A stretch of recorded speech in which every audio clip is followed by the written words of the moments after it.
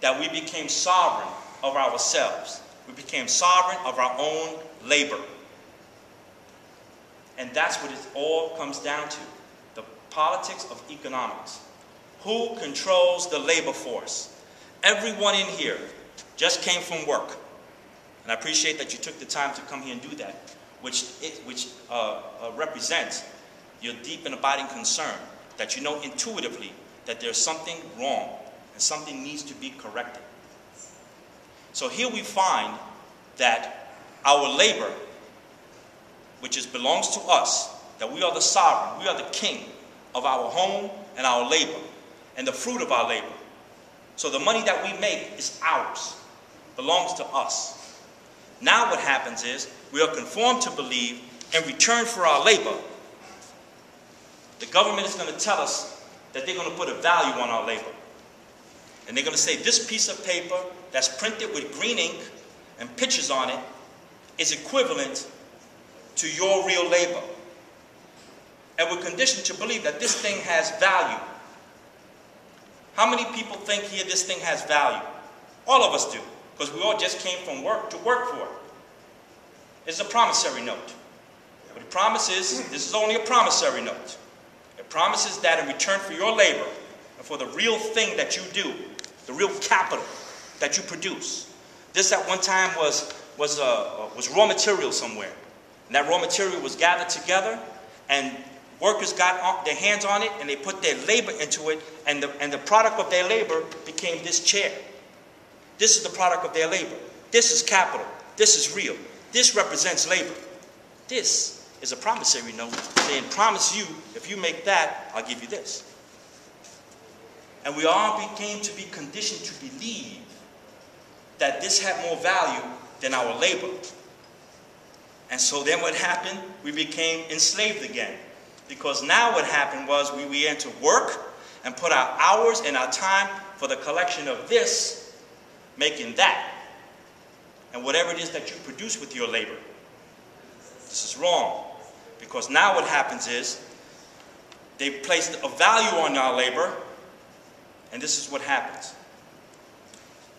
This dollar represents your labor. Let's say this is 4 weeks of labor, just for demonstration purposes. Just bear with me a second. I have to demonstrate for you to see it as visual. This dollar represents 4 weeks of your labor.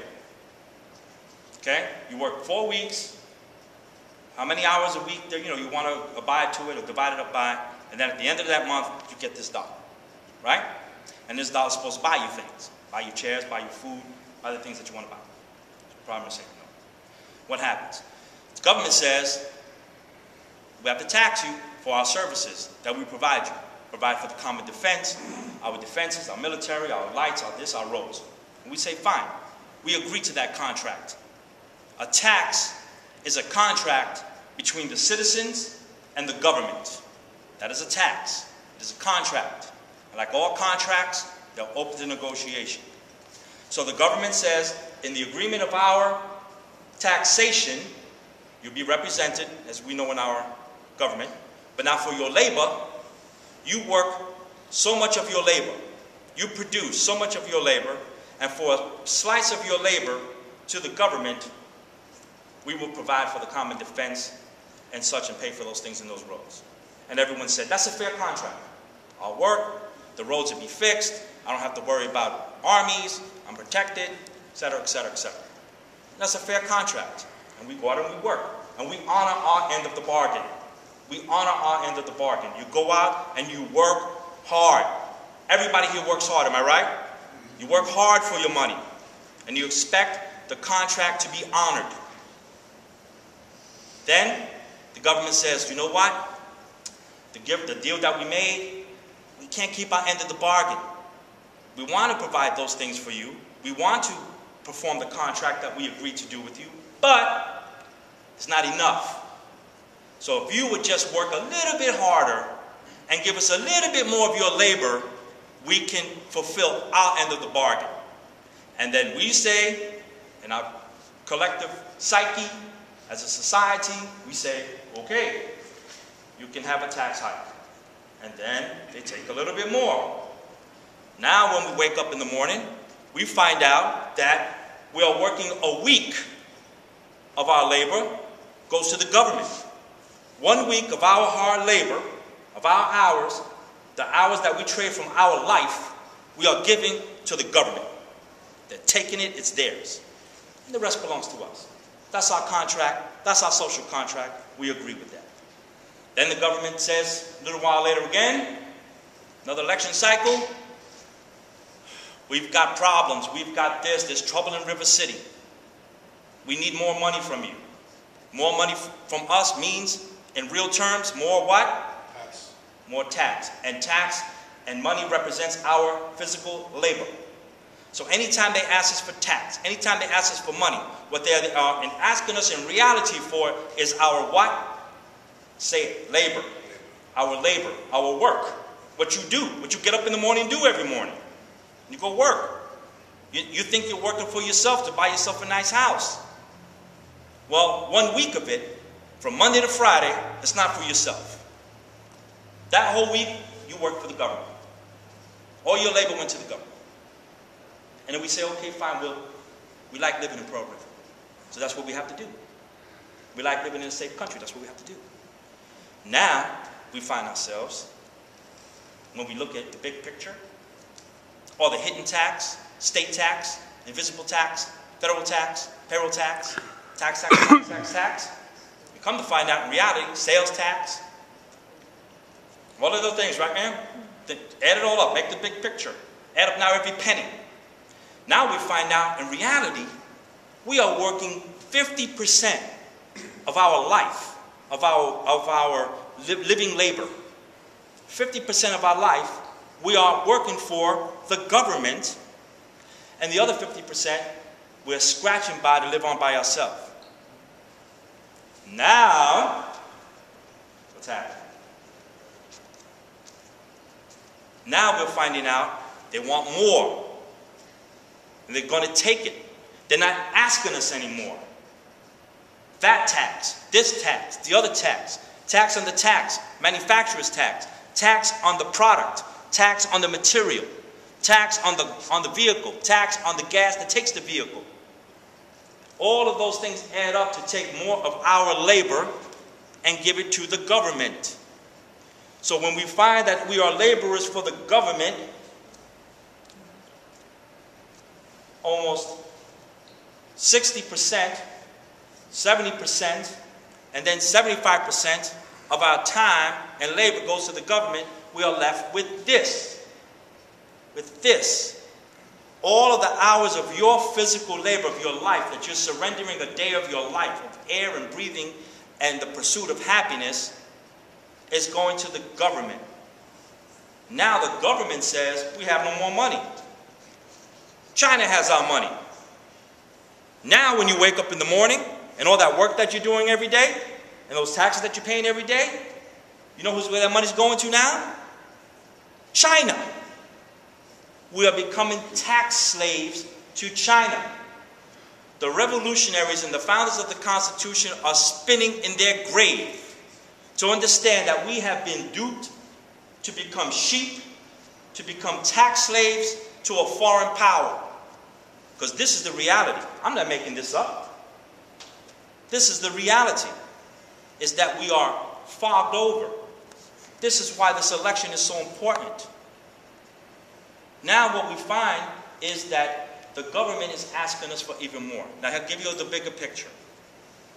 There are 300 million people, living souls, in the United States of America. Right?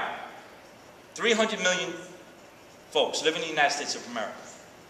And the government, let's say right now, for the sake of this argument, the government right now is taking 50% of their wealth, 50% of their labor. It says, give me half, let's be a partner. America, all of America, give me half of what you got, and we take care of everything else. Okay? And we're doing it, because they're taking it. They're taking it. And now they're saying that with the entire population, taking half of the entire population's treasure, they are telling us now it's not enough to give them more. $14 trillion debt. So I got a solution for you. They're saying we're taking half of the wealth produced by the labor of the entire population of the United States of God bless America. We are still not managing it correctly, and I want you to work even harder and give you more. Now, is that okay with anyone in this room? No. Is that okay with you, sir? Despite our political differences. Sure, is that okay with you? Okay. We hope to have a civilized discourse. This is a discussion. Now, I'm sure it's not okay with anyone in this room. Because if it is, then we have to have a debate. And we have to move forward. So is that okay with everyone in this room? I'm going to presume the answer is not okay. But for everyone in this room. Now we have the government says, if you do not pay your taxes, John, you and I perhaps, let's say we know somebody in common who had a particular situation. And they had a difference of opinion of how much taxes should have been paid to a municipality. And the municipality said this was to be paid. And the taxpayer said, well, maybe not. I believe this should be paid. And then they have a disagreement about what should be paid, but the municipality won the argument. It won the argument because the municipality has the power. It has the political power, it has the legal power, and not only with that power, the political power it has, but it has the power of enforcement. The power of enforcement. The enforcement of the law. And when the enforcement of the law is directed against the population of the citizenry, the people who pay the bills, there's something wrong with that. Because then the power of the government comes and says that it can come and seize your private property. And how many people here know someone or heard of someone that has their private property foreclosed on by the government? Anybody? How many people in here? How about you, John? I don't know anybody who has. I remember How many people Willie are facing Nelson. foreclosure? Actually, Willie Nelson was in deep trouble. How many people know someone facing foreclosure, threatened foreclosure? By banks. By banks. Yeah. The banks borrow the money from the government. Or by the government. They won't give it out either. They won't give it out. The point is, I'm showing you that this is a lot of power. This is too much power.